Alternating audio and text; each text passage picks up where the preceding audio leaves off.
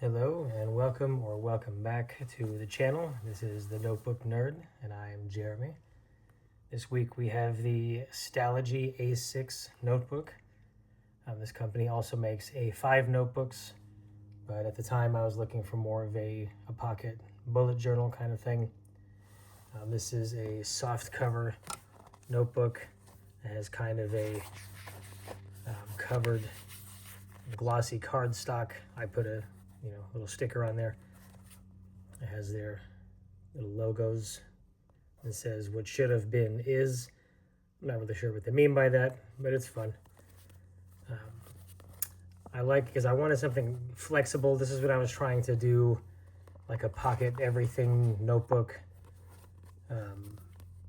which doesn't really work for me. I mean, I'll probably fill this up with just other regular pocket notebook stuff, but as far as keeping one notebook for absolutely everything, I'm just, I've tried over the years to be a one notebook guy, and it's just not in the cards for me.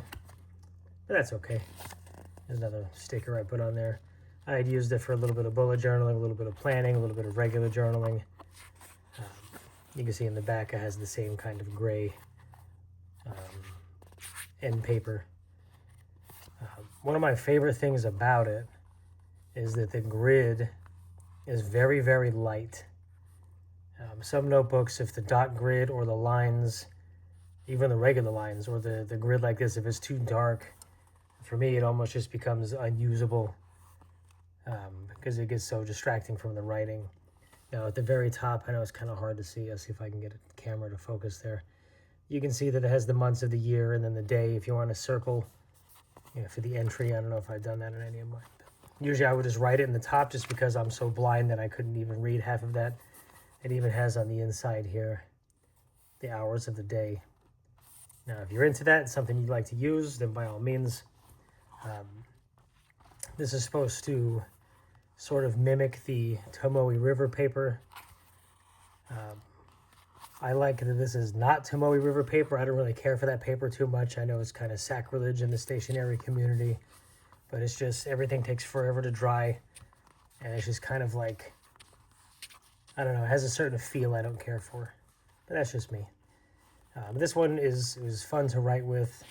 It takes fountain pens, pretty good for the most part. I have one pen test here. As you can see, I did a pretty extensive pen test. Now, weirdly, the troublemakers on this one is this Zebra G450. It's a good pocket pen, but the refills run out very quick. And weirdly enough, just the Parker Quick Flow ballpoint I had, you can see here some bleed through. But yet some of the fountain pens did fine. And I also did, a crazy amount of tests over here. You can see a few of the bleed through here. Another one was a Sharpie pen, the 0.7 metal body. Now it was a metal body pen, but I had used a refill from one of these green plastic ones. And on the podcast that I'm on, I did a little segment about how, for some reason, these particular Sharpie pens seem much wetter than the other Sharpie gel pens, and they just put out so much more ink, so I'm not sure what the deal is with that. As you can see, most of the pens did pretty well. If you press really hard, if it's a really dark gel, it'll kind of have some show through. But anything in like a 0.5 or below, even pencil looks pretty good. I don't think this is meant to be like a mixed media type of paper with like the really heavy inks. But for me, I was mostly using it just as a pocket, everything notebook. It was fun to just carry around, even though it's A6, which is a little bulkier than I like usually. It being flexible, it does fit in most back pockets of, jeans, khakis, things like that. These notebooks do get kind of expensive. I want to say the last time I saw an A5, it was over $30. This one, I want to say it was over $25 when I got it. And it's, I like it. I like the paper and the form factor.